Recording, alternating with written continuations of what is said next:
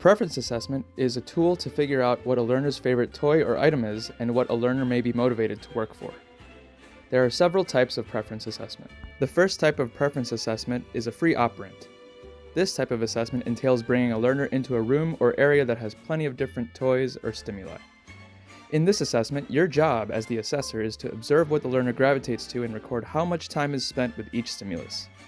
The idea behind this preference assessment is that the longer duration spent with a certain item means that that is a highly preferred one. By contrast, it is also worth noting which stimuli did not elicit any engagement. Free operant preference assessments are best used when a learner's likes or dislikes are not understood yet and/or require more information about them. The next type is single stimulus. This type of preference assessment is structured in a way that the stimulus itself is offered to the learner. After the stimulus is presented, you as the assessor would note whether or not the learner approached it, whether or not they engaged with it, and how long did said engagement last. In addition, take note of any problem behavior that may occur.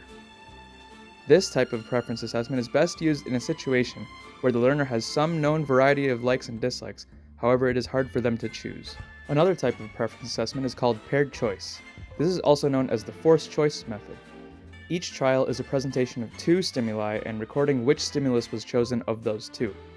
And after gathering the data, your job as the assessor is to record how often each item was chosen and rank the items based on that frequency of being chosen.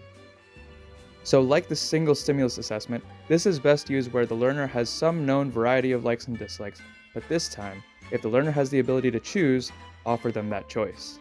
These next two preference assessments involve multiple stimuli, and this first one is called multiple stimulus with replacement.